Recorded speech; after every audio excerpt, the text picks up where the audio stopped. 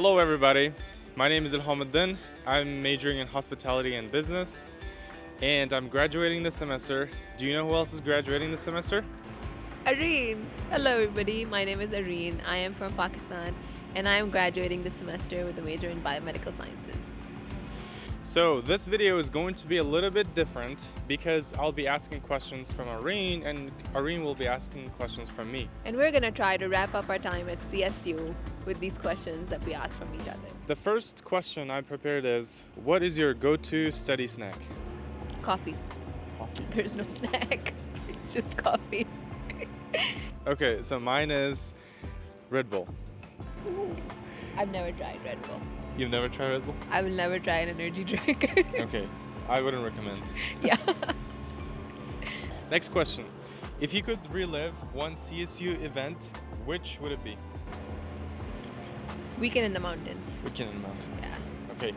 I really liked Weekend in the Mountains too, but mine would be Orientation Week because that was very vibrant. I was exposed to a lot of things that I did not know before. If I tell this to someone who is used to living in America, that I got to see the Walmart for the first time, they would make fun of me. But during first week, I saw the Walmart or the horse toes for the first time. So I would definitely relive the orientation week. Next question. What's the class that surprised you in a good way? Oh, my anatomy class, because I thought I would be freaked out by the dead bodies, but I actually, they became my best buddies. Yeah. I really enjoyed that class. So yeah, that one. It was hard, but it was a lot of fun, and I think I discovered the human body in ways that I hadn't thought I would. The class that surprised me in a good way was the HR class. Not because of the content, but because of how much extracurricular activities we got to do in that class. So we competed in a front range community area, and it was a case study. So we learned about the Google and how HR system worked inside the Google. So that was a surprising class to me. What's your favorite spot on campus to just relax? The Oval. The Oval? Yeah, I think in every season I've just loved just being at the Oval is so relaxing. So I'll miss it. Yeah. Library. Just kidding. I don't like library. I was like, how can you relax in a library? Yeah, that's right. I would say the rec center. I told that we both are graduating this semester. If you could describe the feeling, the graduation feeling, in one word, what would it be? In one word, Yes. mixed. Mixed. Yeah, I feel a lot of emotions, and I don't feel one fully. It's a lot of like good emotions and not bad, but I just think like uncertainty and nervousness and just like, okay, I don't think I'm capable of being in the world on my own right now, but also gratitude and happiness of completing the degree and just, feeling happy for how far I've come. So mixed. Yeah. That's a great way to describe. I would say motivated. I'm motivated to start the next phase of my life. So, yeah, motivated. Couldn't be me. Yeah. Okay, next question. What's Damage my reputation. Next question. What's one campus tradition you think everyone should experience? One campus tradition, the homecoming bonfire.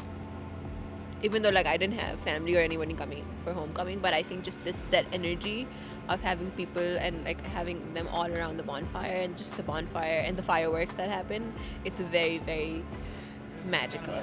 Inspirational experience at Colorado State, and I'm around. I would also say homecoming.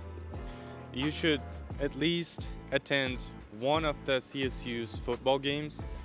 The energy is so high. Even if you don't understand the football, just like I don't, you're gonna have a great time, believe me. So It depends. I do not have a great time. But yes, the energy is unmatched at a football game. I think that is something that's very like specific or unique to the US also. next question. If you had to describe your college journey with a song, what would it be? Don't I make it look easy, baby? That one. Hey, you have to share the song with me Okay. because I've never heard that. Okay. It's by Megan Trainor. It says the title is Don't I Make It Look Easy? Okay. All right, my turn. First question. What is something your freshman year self would never believe about you now? I would say how much things I did out of university classes, because the first year going into the freshman year, I thought getting A's would be like my top priority, but I'm still getting A's, but doing more things outside of classes, like doing internships, competing in competitions, stuff like that. Yeah. I think for me it would be like how much better it gets, because I think my first year I thought like this is it. This is what it is going to be. And first year is hard. Like you were trying to figure out your life, you're trying to figure out people and like how you want to be in this community, in this country, and then obviously like grades and everything, like figuring out how you can ask for help and like working and all those things. So I thought in that moment that this is what it is, this is how my 4 years are going to look like. But it got so much better. Like I don't ever want to go back to my first year. So I think that would be it. Okay. This is more so about the ISC because we both work there. What's one behind the scenes thing about our work that people wouldn't expect? It's how much planning and work goes beyond just a single 1 minute video. Yes, it's just a very short video, but like we do as a content creator for the IEC, a lot of planning, it takes a lot of takes. I would say I think it's also like the team that we work with. I think they're just wonderful people. Like I just didn't know workplaces like these could exist. And so just how much we are also taken care of as students and people is something that I think people don't expect, because they only see the camera side of it, but we can do that because we're so well taken care of behind the camera. So, okay. Drum roll. What is something you learned about yourself through your relationships here?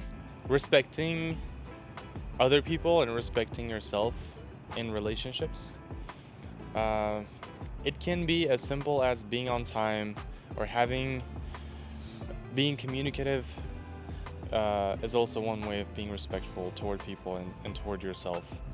I think I agree with that. I also think that something that I learned both from professional and personal relationships was that someone, or when people actually truly value you, they respect what you respect. And so they will respect your culture, they will respect your restrictions, they will respect your faith, and they will respect everything that comes with it. But that only is when they truly do value what you bring to the workplace or to the relationship or anything. So I think because I was very used to like minimizing myself in order to not be a difficult person, as they say, quote unquote. But I think I learned that if they truly do value you, they will respect what you respect. And I think that was a very big learning. I agree wholeheartedly. Okay, what does success look like to you now compared to freshman year?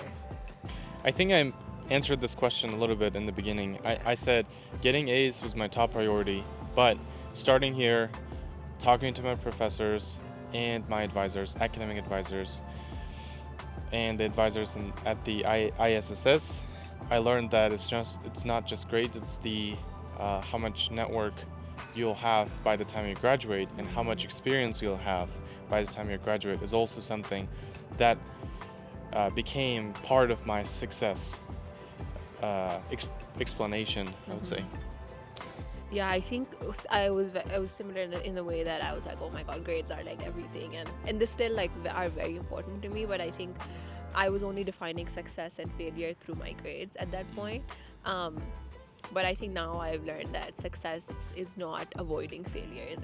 It's learning to face them and learning how to get through them, basically. Like you can't avoid failures for all of your life. So success is knowing what to do when you actually fail and how to get up. Beautifully said. Okay, is there a moment as a student that really stuck with you? I think it was when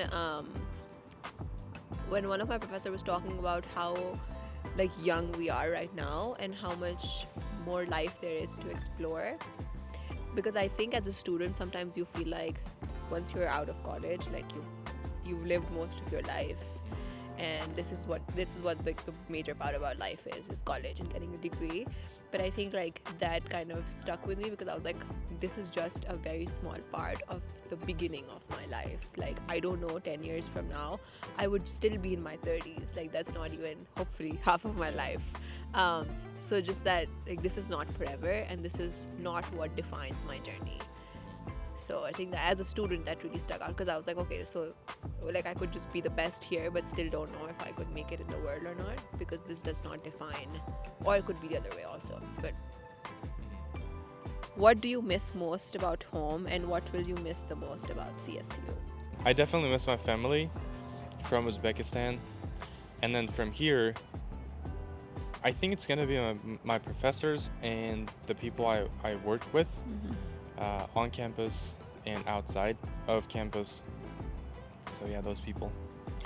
Yeah, I think I'll put it in this way, like I miss the home I have had and I'll miss the home I made here. So yeah. Okay, what's a moment you didn't think you would get through but you did? So I would say balancing life and everything during finals week. So the first year I came and started my freshman year, I had one friend who said, "Oh, let's go to gym until the finals week." And I said, "Why not until the end of semester or until the end of year?" And he was like, "Oh, it's gonna be finals week and you have to study." And I said, "No, I don't have to study like all the time. I Yeah. still will make time for eating well, for training, and for my finals week as well." And I was able to do that, and I'm a little bit proud of that too. As you should be. I think for me it was like my first year.